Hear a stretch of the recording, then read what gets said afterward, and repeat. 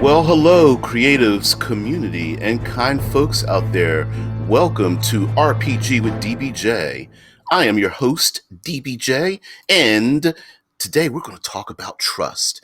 This is World Building Wednesday, and for those who don't know, this show is simulcast over three social platforms. We are on live on Twitch, YouTube, and our own Discord server. You can participate in the show on any of those three platforms.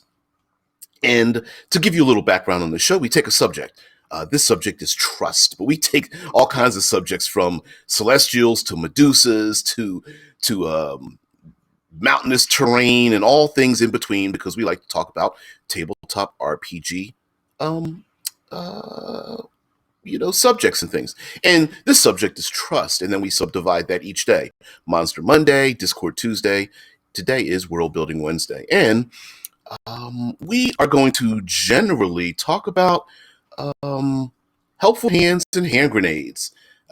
Not horseshoes and hand grenades, helpful hands and hand grenades. You will understand where that comes from when we talk about trust, the meta version of trust at the tabletop game, as well as the both behind the GM or DM screen and players as well.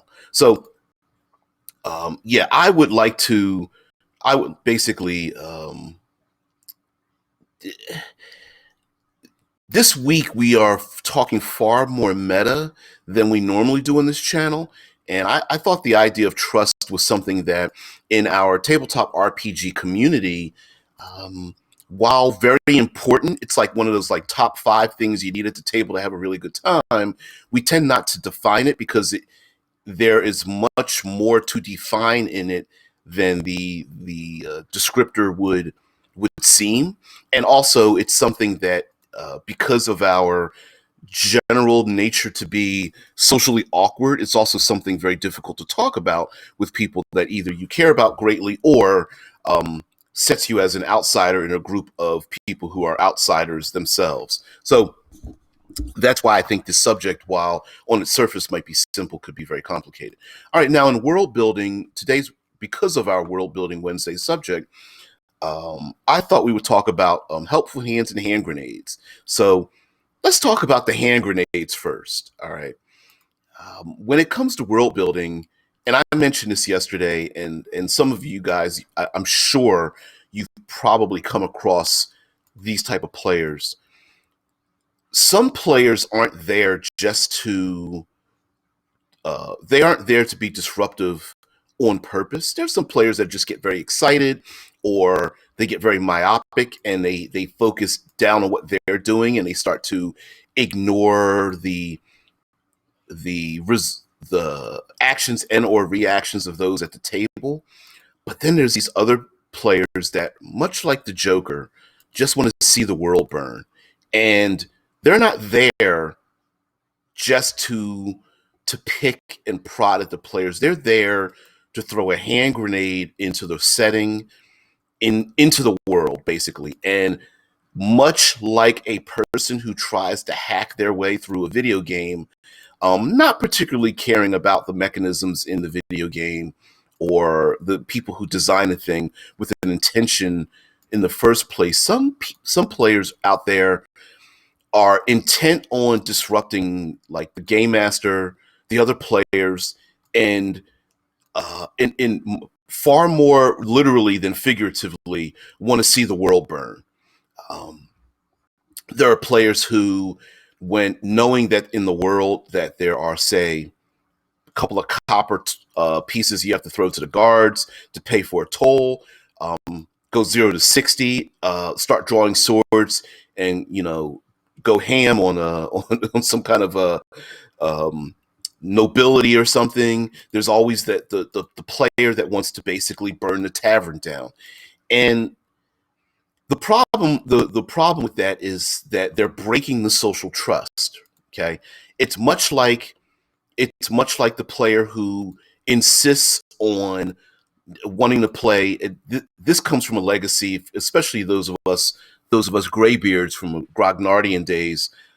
Yeah, Ogre's like, yeah, I've had a few of those. There's some players that it's not even that in character their character is being disruptive, but there's something about the personality of the player that they're focusing through their player to destroy in every way they can think of the world that's around them. Meaning, like, player characters go before nobility, and in this world, people are very at least give some kind of there's some kind of umbrage to those in nobility, and then you get the one player who wants to, I don't know, pull their pants down and deposit a little bit of waste next to the king's throne or something like that, because they're like, well, I'm 8th level. There's no way anybody here is 8th level or something, and it's the disruptor. It's the maximized disruptor. That's the problem when it comes to world building. And those individuals, again, they're breaking the social trust. It's like, well, I created a world where we have tolls paid on roads, and people, give at least lip service to, those in control in this world, and or whatever the case may be. Um, and you have that one player that wants to be the antagonist, the contrarian, the the world filled with nothing but humans, and they insist on wanting to play the Dragonborn, the Drow Elf, the Tiefling, or something of that nature. When the game master clearly stated in session 0 that, yeah, okay, you guys go out there and make your characters, and when you come back, here are the parameters, and there's the person that has to, it's a rebel without a cause kind of individual that always has to push the parameters far past um, the norm that everybody else has accepted into this world. Now, there is a very strong meta part of this. I know there are some people who feel very strongly about immersion, but there is a meta part of character creation and involving yourself in the world. For example, one meta part is don't split the party, right? It's a classic one. Like, sure, it doesn't make sense that all 5 of us are going on an investigation to hunt down, I don't know, a killer or a ghost or something like that. Does it make sense? Not really.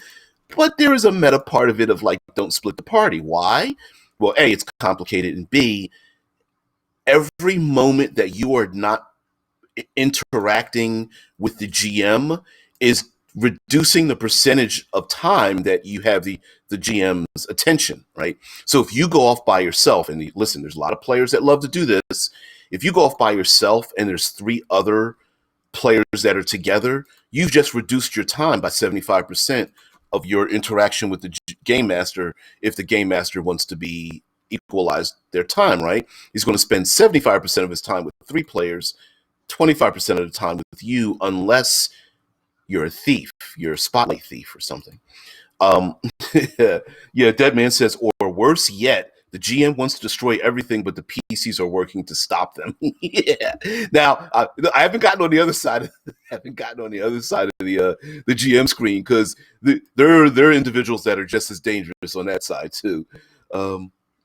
Yeah, Pet Ogre says, yeah, we see that so often, right? The GM placing mages who want to summon all kinds of demons to the world and stuff. I think the GM is trying something. Yeah. Well, now, mind you, again, the social trust, right? I go back to, those who don't know, I'm an avid television and movie fan. I love the creation of movies and everything that it takes to create those things.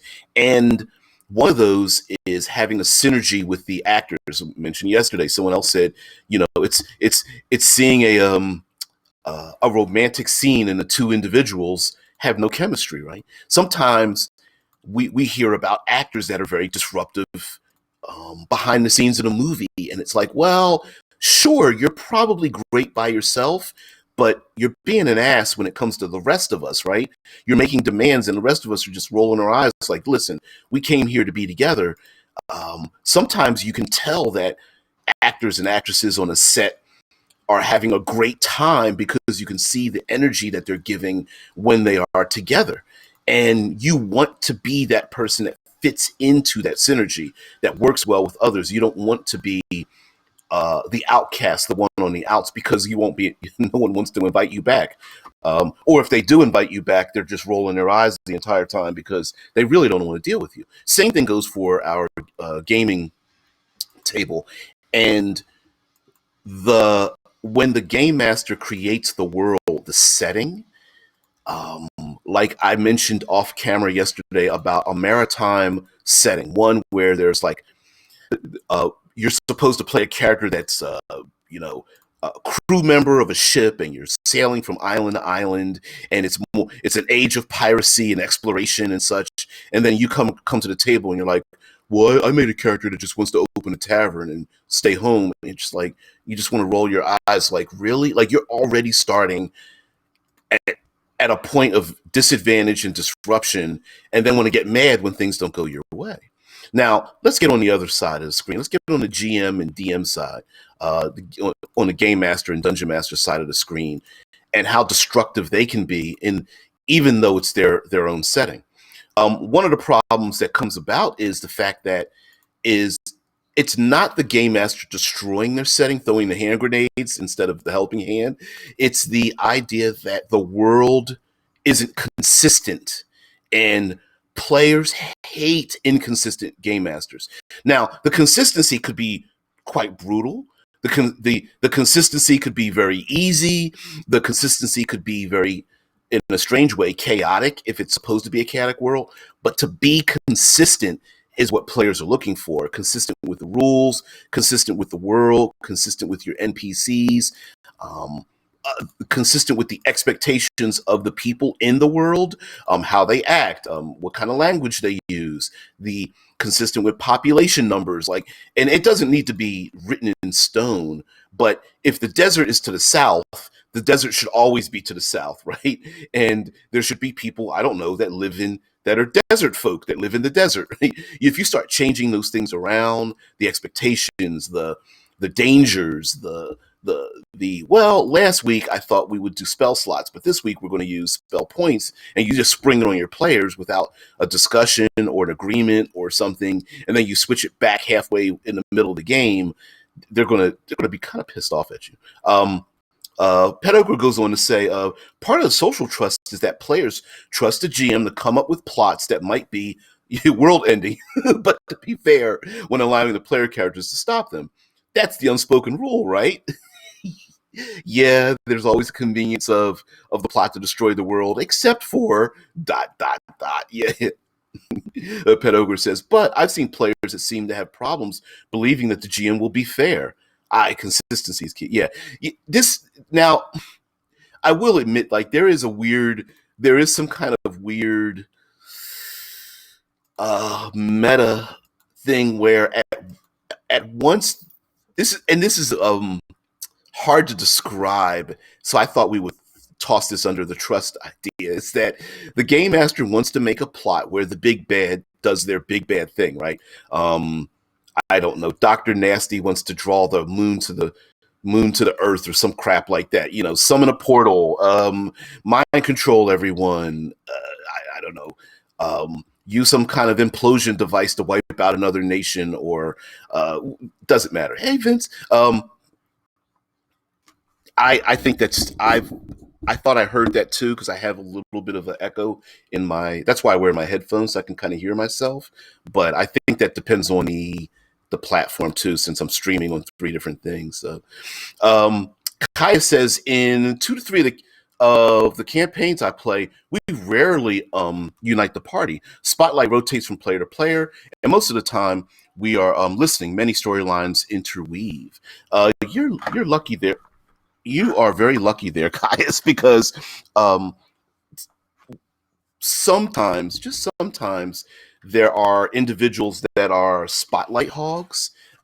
They break the social trust of having an equal amount of taking an equal amount of the game master, dungeon master's time, and allowing it to spread over. And even if you're not involved in it, hey, thanks, Vince. Even if you're not involved in the action, you're still absorbing the story through osmosis, even, so that when the spotlight is returned to you, you are able to give an equal energy to what's going on. And a good role player, a good player will sit back and allow that to happen. But again, there are some people who are, again, spotlight hogs, and when they try to become the spotlight hog by splitting the party and going off by themselves, they're actually reducing their percentages, right? Or they're being a thief and they're stealing from someone else, as opposed to making the life easy for the game master or the dungeon master. And when you interact with other people in a scene, say, for example, your barbarian interacting in the social scene, even though your barbarian doesn't have social skills, you are allowing yourself to have that much more percentage chance opportunity to be in the spotlight as well as everyone else, right? The barbarian, while not having social skills, could be the bodyguard for the halfling, who's the face of the group, right?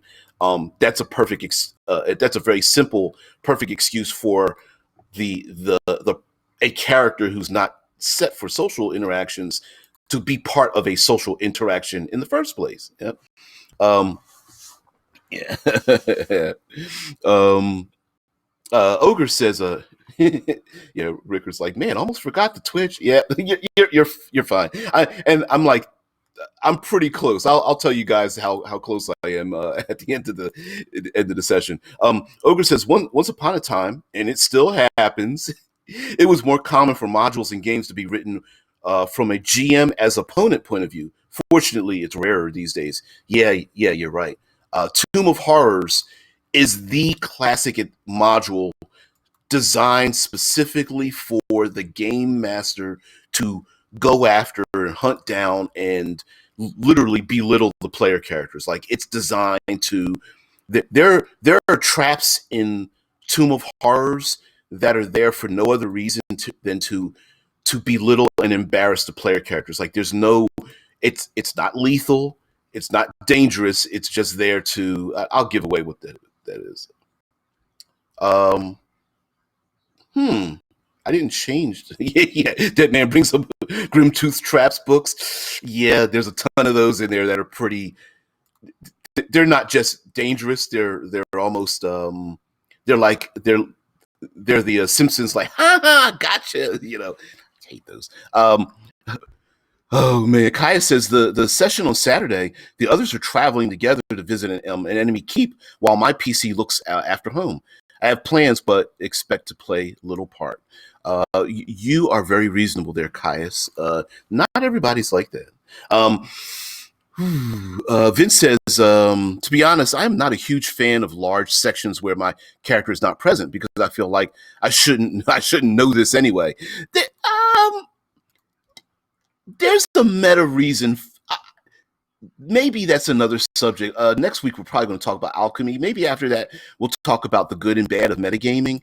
But something has to be said for the metagaming part of that, of like, you shouldn't know this information, but you do anyway, if for no other reason than there's a shorthand for the game master to go, listen, I know you're not there, but you're going to find out this information anyway. You're not going to like this NPC, or your other player characters are going to probably explain it to you. So why bother going through the I'm supposed to pretend like I don't know? Just fine. You're going to know anyway. So yeah. Thank you, Tesla. I didn't realize it was on slow mode. It shouldn't have been. I didn't take it. Anyway, Rickard says, world building trust. Use your player's interests. If you have a player who loves to make maps, involve that player in the map making. If you have another who likes the guilds and always plays the rogue, have them world build the world's thief or assassin's guild, etc. Now that's where we're coming with the. I was talking about. I started by saying helping hands and hand grenades. Oh, thank you, Tesla. Yeah, and thank you for moderating it, please. Pretty difficult to moderate 3 chats and the stream health and all that at the same time. So I'm kind of juggling everything on my own. So I appreciate that, guys. The helping hand here, and I really wanted someone else to bring this up. Rickard brought this up, and I wanted it through his comments. Is that a helping hand here? And strangely enough, there are game masters out there that feel like all of the world building is on their shoulders, and they're taking all the responsibility. Now, those of us sometimes have world building itis, where we love building worlds on our own, in our own heads, and in our Google Docs or our OneNotes or in our notebooks with dead trees and ink pens and stuff. But listen, if there's no other advice, don't take all that stuff on your own. I agree with Rickard. If somebody's a map maker, go to that individual that loves making maps, and they're like, I've got an Incarnate account or whatever the case may be. Just turn to them and go, listen, here's what I'm looking for. I'm looking for cold in the north, something deserty in the south. I want jungles to the east, and I want mountains to the north, and I want some water in the middle. Could you do that? And they're like, sure. Just let them do it. If a player character says, I want to play a roguey, thiefy, assassin person, and you haven't created those factions, turn to them and go, all right, tell me what they're about. Give me some history. Give me some adversaries, And this, it's called investment. I know you guys have heard about this before, but for anybody out there who hasn't, player investment is a value you cannot understate at all. If a player wants to make a paladin with a knight's order, tell them to make up the paladin's order and their sigil and some of the people that are in the higher levels. And then what you do is you slip in something else. You say, well, make up some adversaries. Like maybe there's a knight or two that really doesn't like you, but they're part of the knight's order or something. And that player starts to go, oh, wow, I did have another idea for another player character. Maybe they could be an adversary. There's someone jealous or something. If it's a knight's order, who are they fighting? Are they fighting another nation? Are they dispatching monsters or something? What kind of monsters are you dispatching? When you're riding out there, give all of that to the player characters, and then you bring that together, and now they're going to be invested in it, as well as not only will they be invested in what they've created, they will also be surprised what other players have also created. This is not a one-way street between dungeon master and player. It's a web of dungeon master in the middle and then a bunch of other people around. So not only is there something they might have intimate knowledge with, there's going to be a bunch of stuff that they won't have any knowledge of at all. Yeah, Vince says that's what I'm doing with Dungeon World by default. The fighter is the expert for fighting, military and such. Cleric defines the gods. Yep, I should do that with Astrocitas too. I know I butchered the name of your game there, but yeah. How many times? Listen, how many times has a person said, "I want to play a cleric"? World Builder goes, make up your own deity, and by the way, make up the other pantheon because I. How many times has that happened? By default, hell, player characters here, make up your own NPCs. Thanks, players. Give me some descriptions of NPCs so you don't have to come up with names and personalities. Why not? Why not do that? Hand that work over to the player characters. Tell them you got to make up your player character, 3 NPCs, and where you come from, and throw it all together. Yeah. Oops. Ooh. Twitch moved on me a little bit. Okay. Yeah. Rickard says it's also the thing with players' engagement. You are involved in a movie, even if you know stuff that the protagonists don't know. Yeah, and maybe even more involved as tension can be built with the mantra regarding the being present as a play at a being present as a player at the table when your character isn't present in the scene and game. Yeah, I agree. It can. It's one of those it's a fuzzy line between meta knowledge you shouldn't have, but emotional knowledge that you should have. I don't trust Wormtongue. Of course, we all don't trust Wormtongue, but but Wormtongue's the NPC, right? And sure, I might have busted the doors open at the very last minute because I'm Aragorn or something. But you know, it's that idea, right? Like, yeah, sure, my character just showed up, but I happen to have the same knowledge everyone else has. We've seen that in movies and television before, and I can think it fits here too as well. Vince says, yeah, I see your point. Maybe it's just too engraved in my mind uh, that metagaming is bad by default. I should really avoid that. It's there are there are ways. Maybe I'm just recontextualizing something. I think more so than something being good or bad or correcting someone else or something, right? Rickard says it's also a balancing act, though, because sometimes you can gain more by making it a one-on-one part with just the players involved. Um, and also it's the idea of, like, if you split the party, and Star Wars is notorious for this, right? The Force users split off on their own and they have their duels and confrontations while the mundanes go on their actions, and then when they get together, they just happen to know kind of what's going on. It's that kind of thing. Vince says, I know tables where you leave the room when your PC is not present to preserve mystery. Sure. That's also an option. There's nothing wrong with that if you're really into that kind of thing. I don't have a problem with that. Kaya says, what happens in-game is only a very small part of the PCs in time. It's not everything that the PCs experience, but should be the edited highlights, recounting info the players already know should occur in the background, unless it will add to the fun. Don't repeat info unless it will add something, which is exactly why, much like movies, they will have someone, you'll see in a movie, a good movie will have an individual explain things in a very naturalistic manner, and then there's other movies where it's info dumping, right?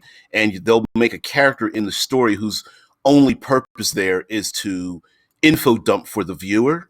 And that's where, like, much like in a game where the game master, this is where metagaming is good, because game master explains the history of the fiendish lich to the wizard. Now wizard has to stop and explain that exact same knowledge to the players. And it's like, all right, guys, let's not pretend like you didn't hear what I just said. Let's just assume that the wizard explained to you what I just explained to the wizard. That's my point. It's not really like that I'm breaking some kind of code. It's more like shorthand, right? Yeah. Yeah, yeah. It's like, yeah. In episode 1, the finale was split between 4 different POVs, which was confusing as hell. It sure was. Yep. Anakin flying around. Yep. Jedi fight. Slapstick with Jar Jar and Amidala's laser battle. Yep. Absolutely. And that's fun in the media. It's a little bit more difficult to do that at the gaming table, unless, now here's another thing with the social trust and stealing the spotlight in the world, is that the DM or the GM isn't the only one that gets to decide who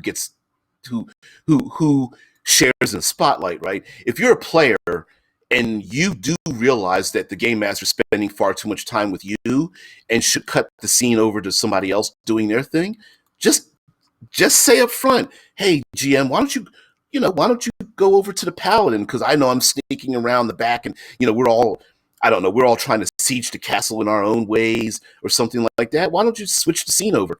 And especially if you want to switch to some of the best times to scene switch are when you have to do things like look up a rule, or the game master has to decide on a ruling because you did some one-off thing or something, right?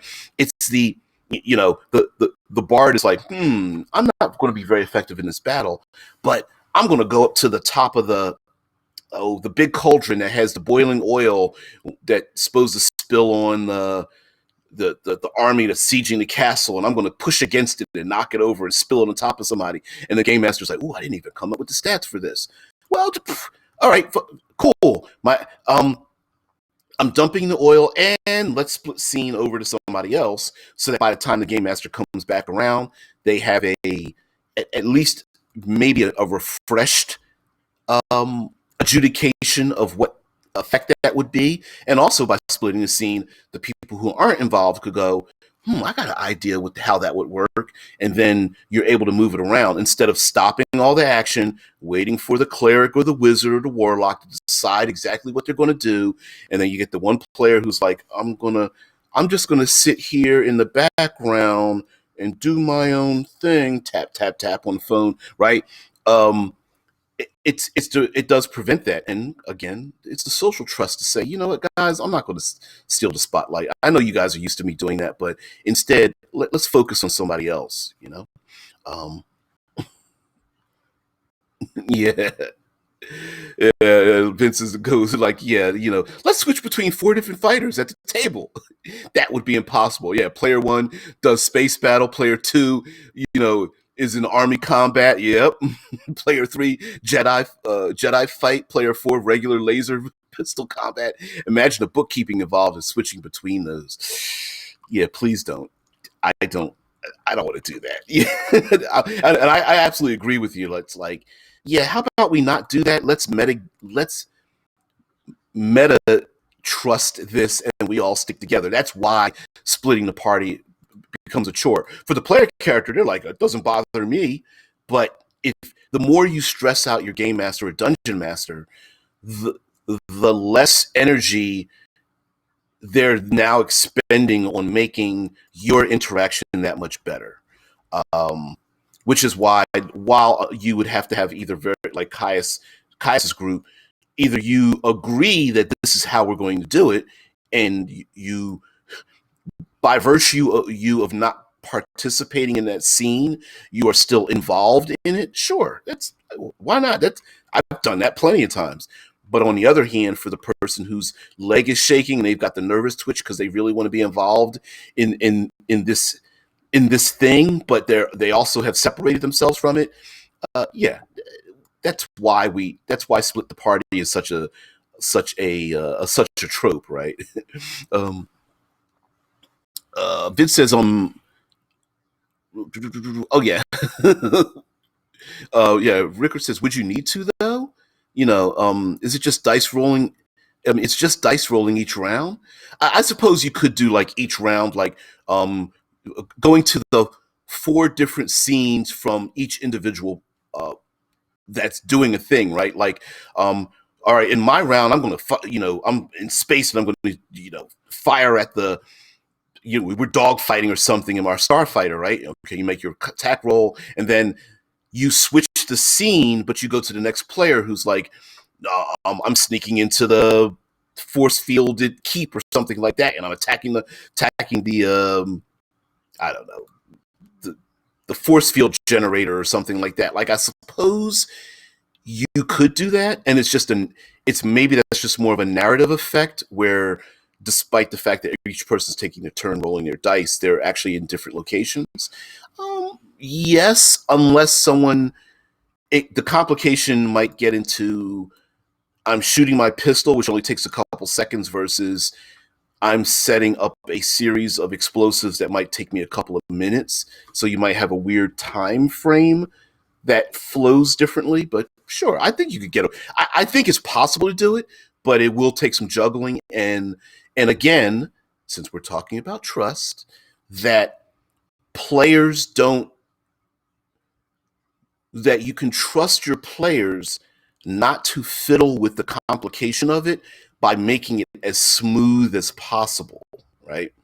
Um, especially if they, for example, if one of the players is doing the dogfighting, like Vince says, depending on the rule system, if dogfighting and army combat and Jedi fight all have different sets of rules, it would be super hard unless those players, again, taking the opportunity to go, yeah, I'm the hacker. I've already looked up the rules, Game Master. I'm not going to stress you out. Here's what we roll for me to hack, hack the computer system, right? Looking at you, Shadowrun, old system of Shadowrun, as opposed to using the same engine in the game, i.e. a D20 with adding or subtracting modifiers there are some games that have like micro games to them, and you just roll your eyes like, oh my god, there's like 4 different games at the same time, But yes, absolutely.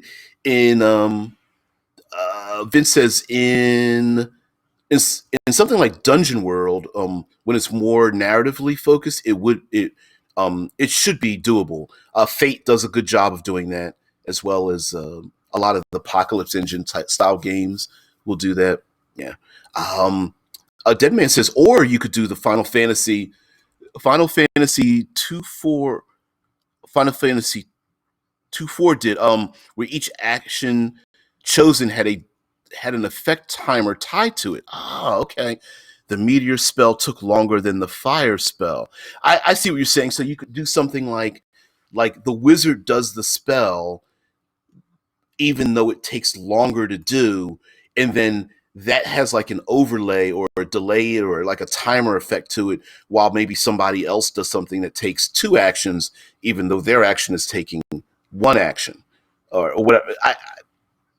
I get it. And again, if it's complicated, maybe it's only complicated because of us rather than the rules as well.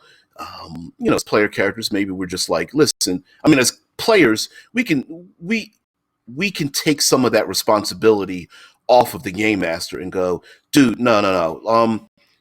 I made a couple of combat rolls. Go over to the person that's dogfighting, or flying on the Griffin, or piloting the Starfighter and stuff, while I look up the rules for grappling, because my character is now in a pitched battle, right? Like that's how you do it. And that again feeds energy to the game master, which allows them to have more energy to get back into what we were doing. Yeah. Yeah. So, okay. World building. Although we have been talking quite meta, there are some other things about world building as well when it comes to trust. Well, again, one of the things about trust are consistency and expectations. An example would be, yes, we can do this in session 0, but also an example would be, let's take drowning, suffocation and drowning, for example. There are some games that have grappling is another one. There are some games that have complications to them where we understand that the rules, we weren't expecting to pull the rules out, but we are. And so we might need to stop to take a look at some rules. And a consistency part of that would be, our game master goes, okay, listen, guys, we all agree the grappling rules, for whatever reason, are complicated, and none of us want to sit here and start opening up the book. So here's what I suggest. We just do a strength versus strength check, and whoever wins gets grappled, and then we apply whatever damage or limits of movement, or use the grappling condition, or blah blah blah. Right? The game master says, "Guys, are we going to do this? Yes. Is everybody okay with this? Great. Okay, we're going to be consistent. We're going to use this rule at the end of the game. Let's look up the rule, and then we decide, do we want to use the, because we didn't open up the book yet, right? So are we agreeing that now that we've read the rules, we're going to use the rules after the session has ended, or are we going to default to the engine of the game, right? And that's where consistency really works out. Another thing is portraying the world in a manner in which the expectations are met, or the expectations are not met. An example would be, I mentioned yesterday about hungry wolves surrounding player characters camped out in the wilderness, and one player suggests to everybody, we're all going to pick up sticks that are torches that are lit with fire, and we're going to use them to urge the wolves away. Okay, and the thing is, does holding up a torch to a wild animal work in your world? There may not be a rule for this. There may not be a die mechanism for this. Maybe it's just a commonality that we know that despite wolves being hungry, and sure, they might take a chance to try to snip at maybe one of the player characters' backpacks because there's food in it, or nip at one of the player characters' ankles because they're not holding a torch or something. But Yeah, I hear you, Vince. Yeah, Vince says we should really do microscope in 1 week with TB check. Yeah, um, but is it consistent in your world that holding up a torch and waving around a flaming object would hold off a wolf? If that's true in your world, then it should be consistent that this is a thing, right? Is it true in your world that when it gets cold, people go into their homes, or is it true in your world that when people see um, Dragonborn walking down the street that they panic? You know, is that a truism? Yes or no? And if it's a truism, to be consistent with that truism and to let the other players know, like, yeah, I know you're playing a paladin, a lawful good paladin, dragonborn or something of a gold dragon, or whatever. That doesn't change the fact that people are scared of you. And yeah, dragons are notorious for devastating the landscape. You are part of a dragon kind. This is consistent in our world. Deal with it. That kind of thing. Microscope. You did, man. Yeah, you guys are over there in Twitch, talking about the dog fighting and all that kind of stuff. Pilot skill challenge. Jedi fight's just a melee fight. Yep, exactly. Um, Oops, went a little further. There we go.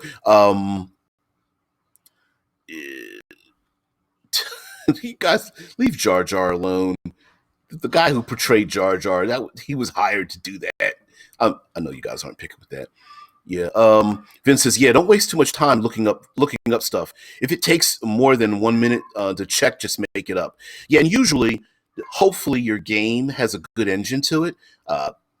Classic Dungeons and Dragons D20 system. Maybe it's a percentage system or a dice pool system, or whatever the case may be.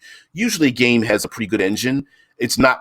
It's There's a myth that game masters just make up hippie game masters, rules like game masters just make up stuff on the fly. Usually that's not the case. Usually there's a rule system, there's a die mechanic, there's an engine. You default to the engine when nothing else works, and then when the game is ended or there's a break or something, you can then look up the rules and go, oh, I forgot about that.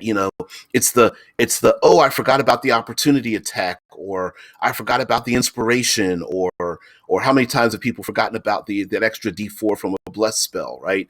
We forget those things, and it's not really a big deal. Um, uh, hey Vince, have a great one. Yeah, Rickard goes on to say, and another way to world build. Take the acid fire example with trolls. Let the players use meta knowledge in the game by making it in character knowledge. Instead of your character doesn't know it. Yeah, your character don't know it. You can say, "Cool. How does your character know it?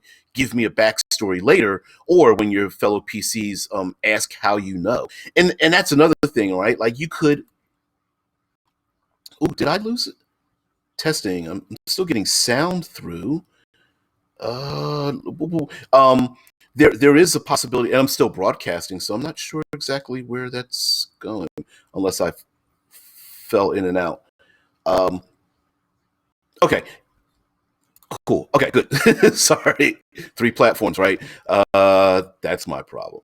The idea that we not only are we agreeing to abide by the what's been adjudicated, but we're also agreeing to say, sure, did we change the rule on the fly? Sure, we're going to be consistent and keep that rules change until such time as um, something else comes forward. And like the idea of the trolls in acid, or what's another classic monster? Uh, do Does a character know that a rust monster rusts something? Is the game master willing to foreshadow some of these things as well? Um, it's it's the idea of like, okay, I'm as a game master, I'm letting you know that there are going to be some dangers in the world. Let's come together and come to an agreement on how you know a thing. Like for example, I remember in my old gaming sessions, we just agreed that the monster manual was a real thing that existed in the world.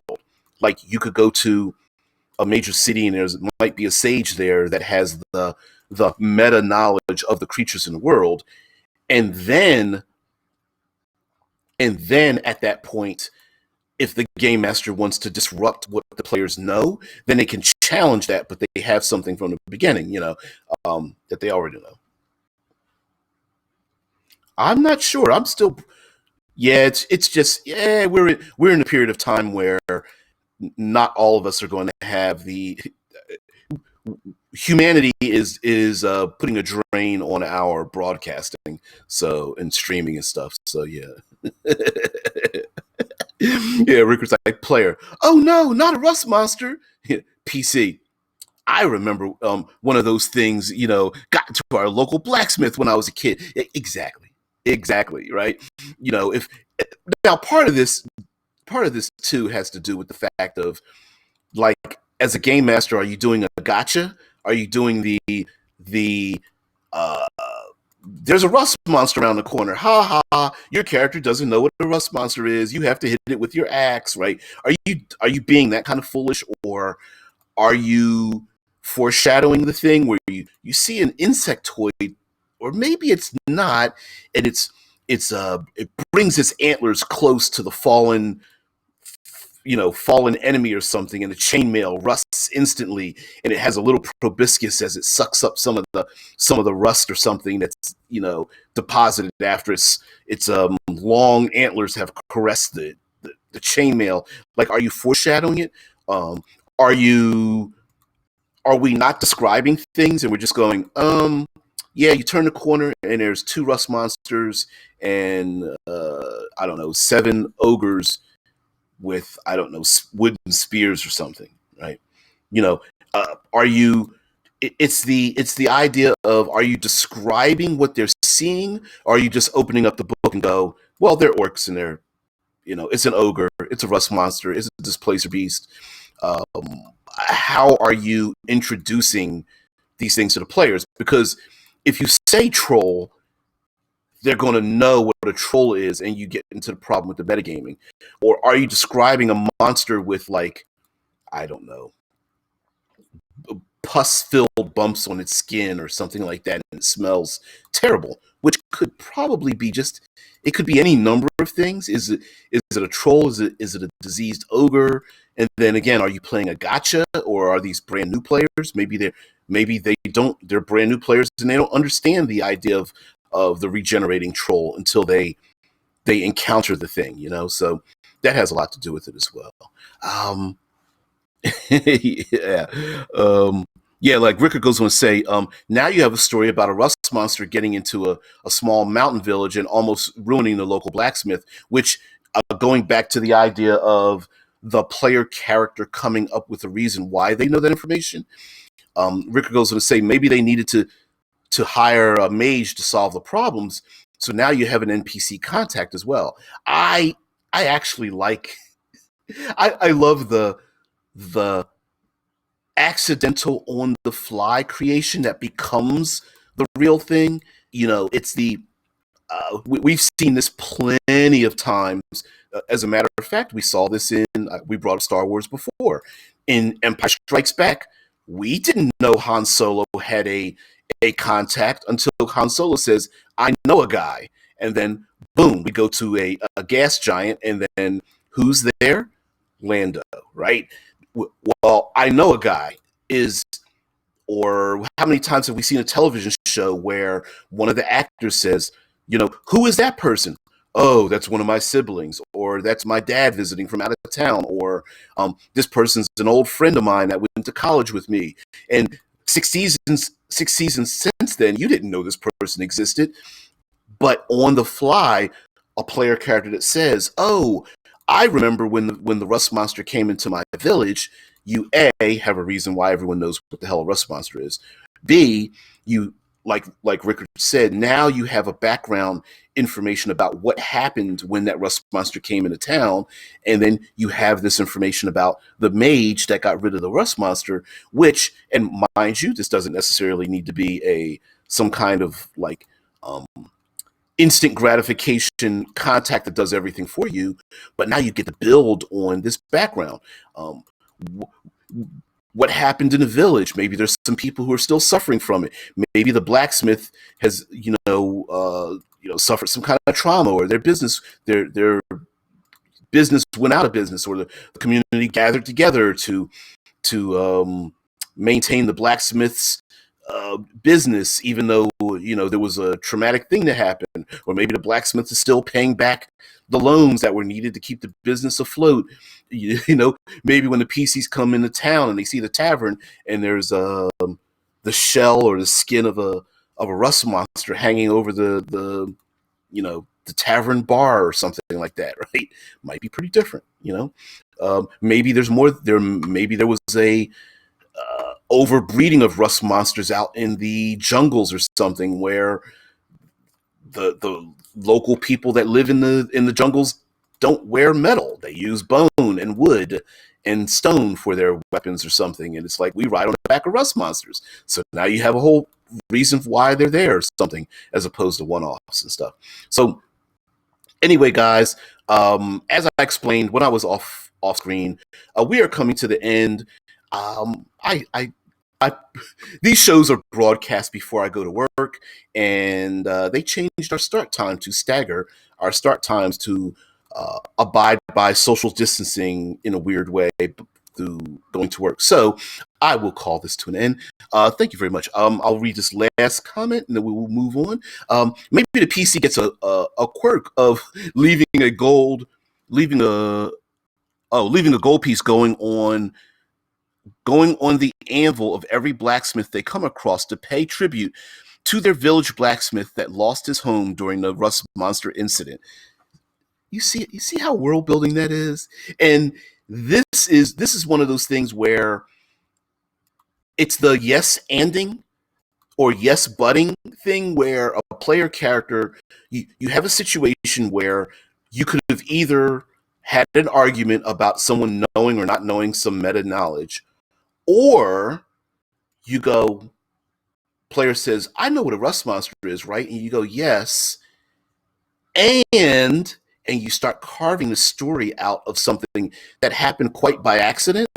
And you allow these things that are created by your player characters to build in your world. Maybe this whole thing of the player character leaving a gold coin on the anvil of a blacksmith becomes a cultural norm of some sort when it comes to what a very simple interaction with a monster is in your world, which would have never happened had we had an argument about what someone knows or doesn't know in their game, right? So I cannot agree with you more there, Rickard, about such a thing, So anyway, guys, we're coming to the end here. I want to thank you guys very much for supporting me. Yeah, this week we're talking about trust. Tomorrow is, of course, Third Pillar Thursday. I can't agree with you more. Hey, kitty. Can't agree with you more, Rickard, about the idea of when a player character comes up with an idea and building on that fact, building on the energy that someone gives you and adding it to the world, and how much investment a player character would have simply by virtue of, should I know what a rust monster is? Becoming a real thing. So guys, anyway, have a great one. I will see thee tomorrow.